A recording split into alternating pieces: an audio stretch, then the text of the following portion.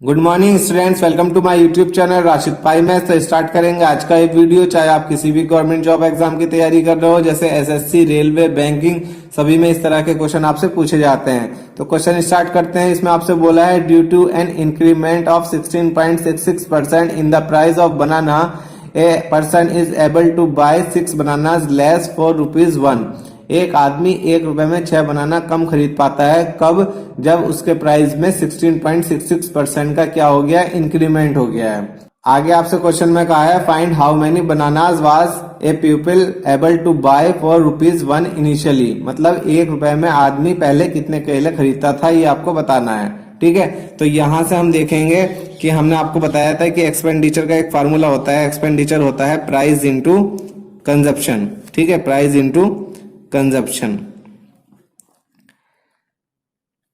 Question में बोला है प्राइस के बढ़ने के बाद वो 1 रुपए में 6 बनाना कम खरीद पाता है, और आपसे पूछा है कि वो इनिशियली मतलब प्रारंभ में 1 रुपए में कितने बनाना खरीद पाता था, ये आपको बताना है। ठीक है, तो एक्सपेंडिचर फिक्स है, पहले भी 1 रुपया खर्च हो रहा था, अभी भी 1 रुपया खर्च हो रहा है, तो ये चीज हमारी क्या हो गई? फिक्स हो गई, यानी कि कांस्टेंट है ये। ठीक है, अब आपको पता है कि जब ये फिक्स है, दो चीजों का मल्टीप्लाई जो बनना है वो क्या है? एक्सपेंडिचर है। और अगर वो फिक्स हो तो इन दोनों का रेशियो जो होता है वो रेसिप्रोकल होता है। प्राइस बढ़ेगा तो कंजप्शन कम होगा, और प्राइस कम होगा तो कंजप्शन बढ़ जाएगा, तभी हमारा एक्सपेंडिचर क्या रह सकता है? फिक्स रह सकता है। ठीक है, तो यहां से हम प्राइस लिखेंगे और यहां से कंजप्शन लिखेंगे।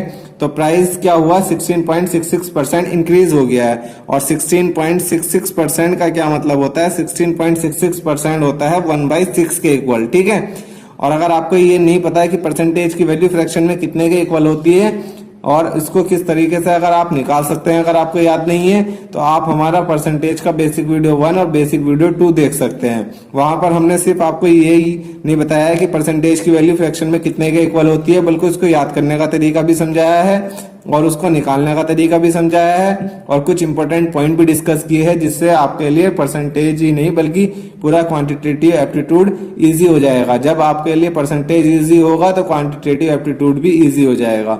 ठीक है, तो फिलहाल हम ये मान रहे हैं कि आपको पता है कि 16.66% 1/6 के इक्वल होता है, और आपसे बोला है कि 16.66% का इंक्रीमेंट हो गया, यानी कि 6 पर 1 बढ़ गया। यानी कि प्राइस अगर पहले 6 था, अब क्या हो गया? 1 बढ़ गया, यानी कि 7 हो गया। तो यहां से प्राइस का रेशियो हमने बनाया तो क्या आया? 6/7, और कंजप्शन का क्या हो जाएगा? 7/6 हो जाएगा। क्योंकि आपको पता है कि जब एक्सपेंडिचर क्या होगा? कांस्टेंट होगा, तो इन दोनों का जो होगा रेशियो आपका रेसिप्रोकल हो जाएगा। प्राइस बढ़ेगा तो कंजप्शन कम, प्राइस कम होगा तो कंजप्शन ज्यादा।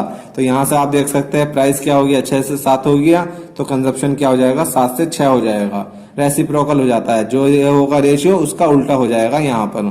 ठीक है, आपसे बोला है कि इनिशियली वो 1 रुपए में कितने बनाना खरीदता था, ये आपको बताना है।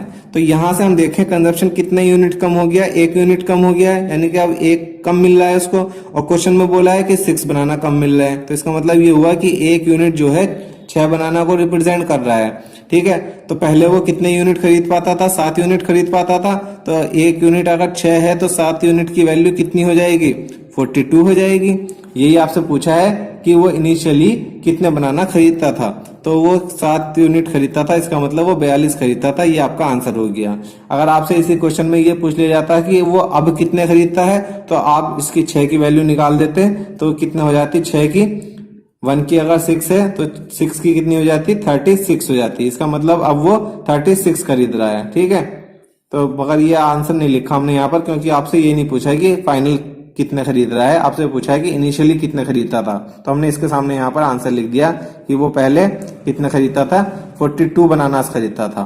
तो अगर आपको वीडियो पसंद आया है, लाइक करें, शेयर करें, चैनल को सब्सक्राइब करें। Thanks for watching.